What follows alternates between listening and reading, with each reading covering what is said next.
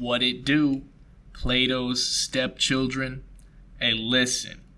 I'm here with my third of 4 monthly rants for the month of June. This one is going to be on the Star Trek episode, Season 3, Episode 10, titled Plato's Stepchildren. It is an episode with more than a few things going on. So basically, the gang all go down to a planet answering some sort of a distress call that is remarkably well camouflaged. It doesn't appear that there is any sort of life, much less intelligent life, inhabiting this planet, yet they receive a distress call from it, I believe, is the reason that they go down there.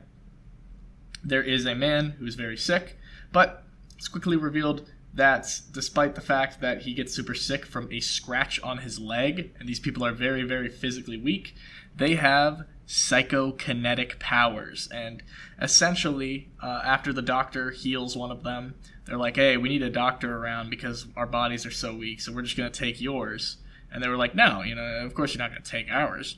But then they started using their psychokinetic powers, which are incredibly precise, to basically just toy with them and make a mockery of them and inhumanely manipulate them into doing things. Like they force Spock to show emotion like in an attempt of like breaking his mind, and they have this like little guy who they just toy around with all the time named Alexander. And it's just overall very, very depraved. They're acting all high and mighty. They call themselves Plato's disciples, or Plato's stepchildren, rather, which is highly ironic considering the teachings of Plato, emphasizing things like justice and the duality of body and mind, because they are all in the mind, none in the body. They have incredibly powerful minds and incredibly weak bodies, which is just very interesting, considering all the stuff that, at least from my perspective as somebody who's not well learned in philosophy whatsoever, were Plato's like main shticks. But it's interesting because it's always so uncanny and bizarre to see somebody acting outside of their own impulse, like losing control of their own body. Oftentimes it's used in media for metaphor for, being a slave to your own temptations or not having self-control. Or, like in this instance, it is literally being controlled by another entity and just being totally overpowered. It is uncanny to see. It's weird. It's hard to wrap your head around because you see somebody moving and you don't see anything influencing them. So you assume they're moving on their own, but they're not. It's just weird. It's just weird and uncomfortable to wrap your head around, especially when they start doing all this like weird play shit where they're like making fun of them and making them tap dance everywhere and sing songs and kiss girls and all this weird stuff. But the acting is hilarious. It's the telekinetic powers are a little bit weird. It's definitely interesting how they can finally like influence the vocal cords of somebody. That's just very very, very, very in depth. It doesn't really totally make sense because sometimes it feels like they can resist it pretty well, and then when it comes to like the vocal cords, they just have absolutely no control over what they're saying, and they just totally heal to the influence of the psychokinesis. It's a little bit weird, but that's really a nitpick. That's not a big deal whatsoever. What I was getting at with that, though, is that the acting looks really goofy, and at the same time it's really unnerving, and a fair portion of this episode is dedicated to just scenes of these people toying with and controlling the members of the Enterprise crew, and that's it. It's interesting. It's almost bizarre to watch. It almost feels wrong to watch, but I'm releasing a Heavenly Delusion video soon, so I'm going to be talking about very similar topics in that main channel video, so I don't want to belabor it too much. There is something interesting about this episode, though, being that it's I think has one of, if not the first televised interracial kiss, which is something that I've heard Star Trek be credited for a really long time, which is why it's so funny to me. I had no idea. This is the episode where it happens. It only happens because he's being mind controlled and forced to do it. They don't actually I mean, to my knowledge, I've only watched bits, like random Star Trek episodes here and there, but to my knowledge, the implication didn't seem to be that they were actually at all romantically interested in each other. They're being mind controlled, which is pretty hilarious way to. But I mean, hey, it's still revolutionary, I guess. They just had to soften the blow a little bit, maybe not to get too much blowback from the times. I don't know, man. It's all stupid anyway. It's crazy that people used to get upset over something like that. But sort of besides the point, it develops in an interesting way.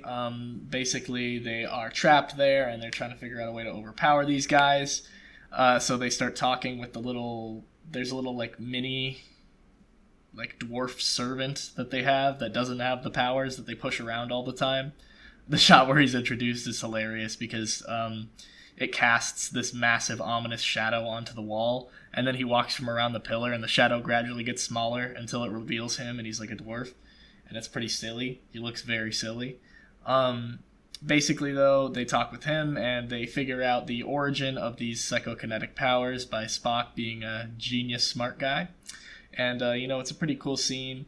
They hash a plan to basically overpower them, and in the middle of hashing that plan, they come across something of like an ideological clash with these people, talking about how they have been alive for thousands of years, but they have all their needs met.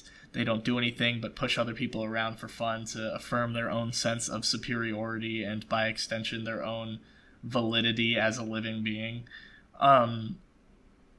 Basically, they just take great issue with that, and the servant declines the option of potentially overthrowing and becoming the new boss of this quote-unquote utopian society or regime that's just very, very bizarre. He doesn't want to become what he hates. He's motivated by more than just revenge, but rather an ideological commitment, more along the lines of something that Plato would actually preach, I believe.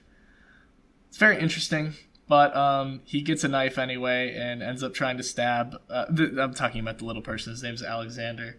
He gets a knife while they're doing like this weird spectacle mind control thing on Uhura and the white lady, I don't know her name, and Spock and Kirk as like a weird celebratory ceremony inaugurating McCoy into the regime as like the first new member in thousands of years because they need a doctor because their bodies are so weak. It's very weird. But while that's happening, it's so sad to watch him crawl over the little tiny ledge. But, Alexander tries to climb over the ledge and grab a weirdly positioned knife and then climb back over and kill the leader guy. But he's too stubby and short and too slow, and he can't do it.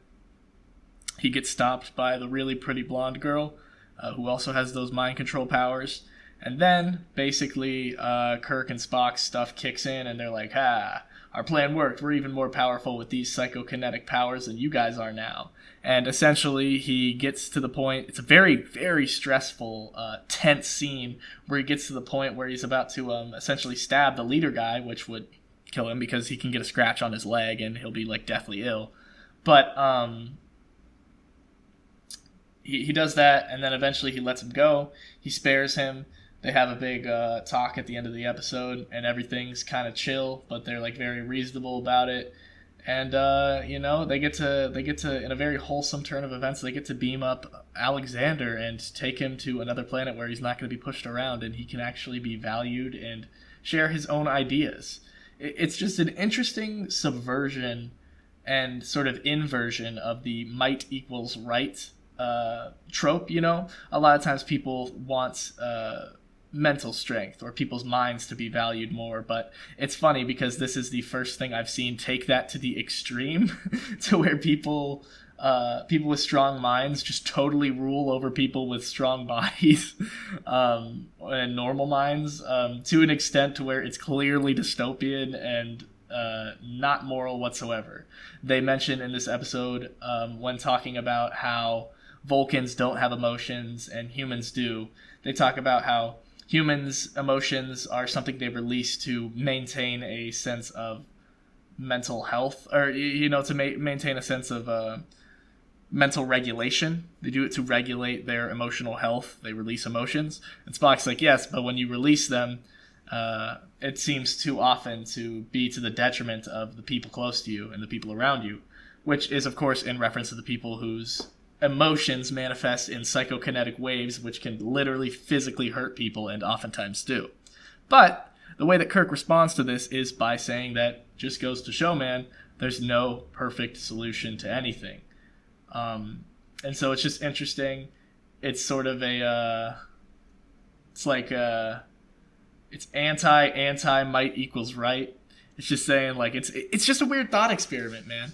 It's just Star Trek has a lot of these episodes, it seems, where there's just a really cool idea that's like weird, hard to wrap your head around, and they explore it for like 30 minutes, and it's pretty neat, and just gets you thinking, man. It's just a show that gets you thinking.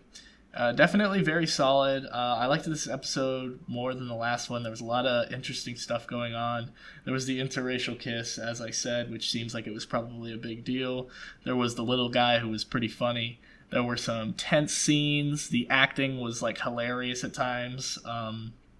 Certainly uncanny. Some great lines of dialogue, some great quotes, and some silly set design as well. I overall really liked this episode. I actually vastly preferred it to the last one, and I thought the last one was pretty good. So maybe I'll be watching more Star Trek on my own accord and not just per rant requests. The only problem is I'm binging through all this 2020s anime right now, so that's probably me just dreaming. But yeah, that's about all I have to say about this. I'm on to my last rant after I finish recording this one, which will be on Ripley, the Netflix miniseries. That's about everything. Have a great day, guys.